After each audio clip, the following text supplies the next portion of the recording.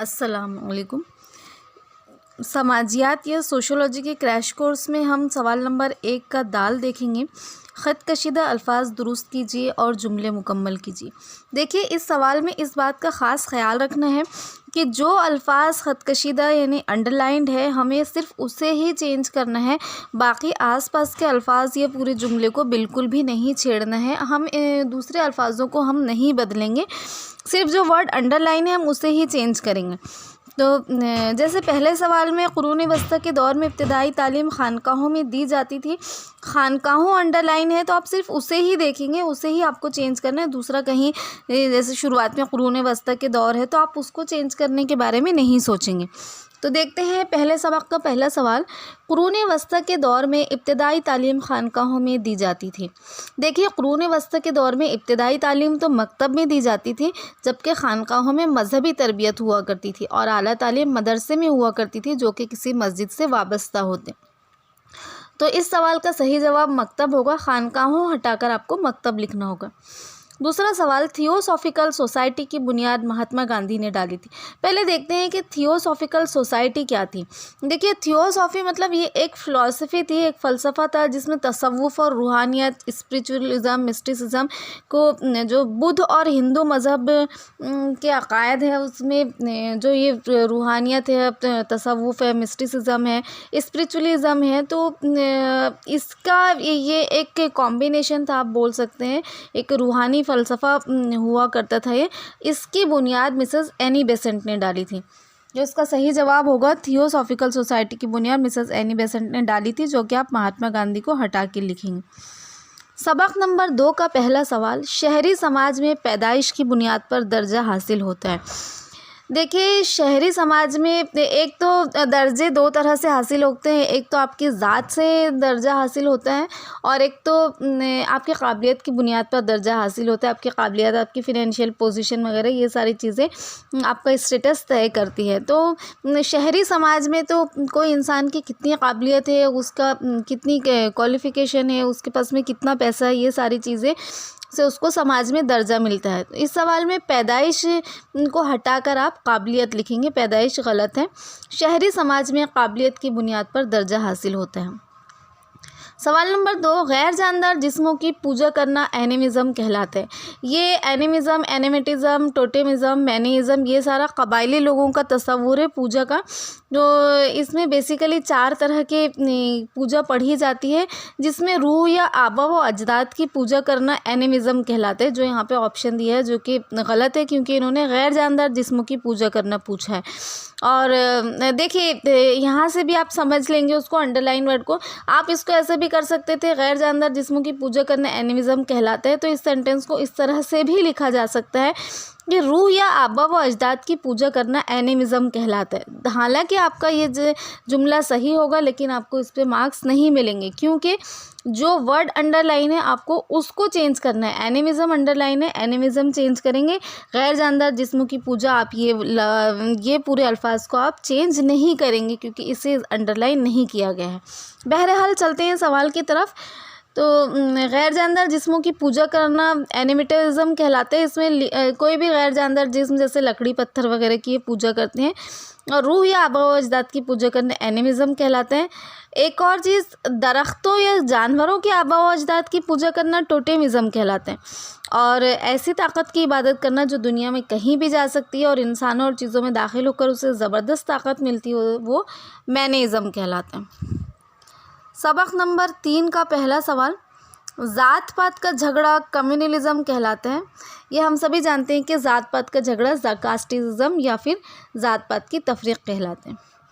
फिर दूसरा सवाल है, सर्वधर्म संभाव इख्तलाफ में इत्तेहाद का नज़रिया। देखिए, वैसे तो ये जुमला सही है, इख्तलाफ में इत्तेहाद, लेकिन सर्वधर्म संभाव ये जो तस्वुर है, ये जो नज़रिया है, ये सेक्युलरिज़म को ज़ाहिर करता है, सेक्युलरिज़म को बताता है। और सेक्युलरिज़म क्या है कि सभी मज़हबों के लिए इज़्ज़त और बर्दाश्त, एक दूसरे के मज़हब, उनके अक़ायद, उनके रस्म व रिवाज के लिए इज़्ज़त रखना और उनको बर्दाश्त करना। मतलब उनके ख़िलाफ़ कोई लड़ाई झगड़ा ना हो या ना हो, क्योंकि दो मज़हब के ज़वाबित आपस में टकरा सकते हैं, चीज़ें एक दूसरे से मुख्तलिफ होती हैं। तो उन सारी चीज़ों के लिए अब टॉलरेंस रखना, बर्दाश्त रखना, ये नज़रिया होता है सर्वधर्म समभाव का, और ये सेक्युलरिज्म कहलाता है। सबक नंबर 4 का पहला सवाल, सिनती इनकलाब 16वीं सदी में आया। देखिए, सिनती इनकलाब 1750 यानी कि 18वीं सदी में आया।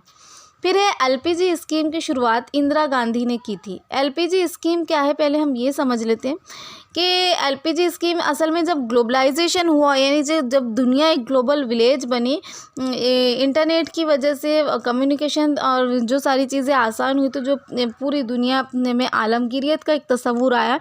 तो 1991 में भारत में इसको को भी एक तहरीक मिली। भारत में जो ग्लोबलाइजेशन का तस्वुर, ये कंसेप्ट है, वो 1991 में आया।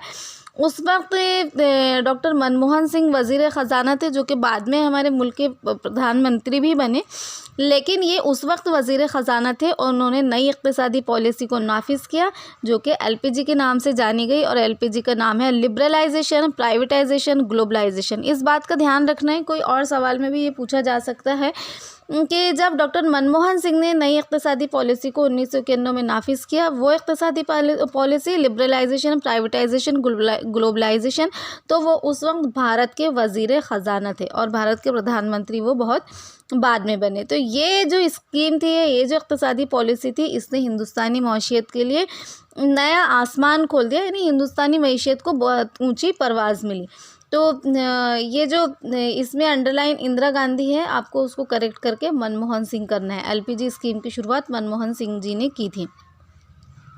उसके बाद में सवाल है, 1935 में होने वाली पहली Congress United trade union Congress के क़याम का बाज़ बनी। देखिए, आज़ादी से पहले क्या हुआ करता था कि सारे ही कवानीन, ये सारे ही जो पंचायत राज था, वो सारा ज़मींदारों के फेवर में, ज़मींदारों के हक़ में जाया करता था और गरीब किसान काफ़ी बेचैनी और अजियत में हुआ करते थे। तो 1935 में पहली किसान कांग्रेस मुनक़िद हुई, जो किसानों की इस अजियत को और बेचैनी को सामने लाने में कामयाब हुई। और उसके ही नतीजे में अप्रैल 1936 में, देखिए कांग्रेस कब हुई, 1935 में, लेकिन उसके नतीजे में अप्रैल 1936 में इंडियन नेशनल कांग्रेस के लखनऊ इजलास में ऑल इंडिया किसान सभा ALKS की तश्कील हुई। तो इन्होंने इसको Congress United trade union Congress underline किया, आपको उसको ऑल इंडिया किसान सभा ये करेक्ट करके लिखना है।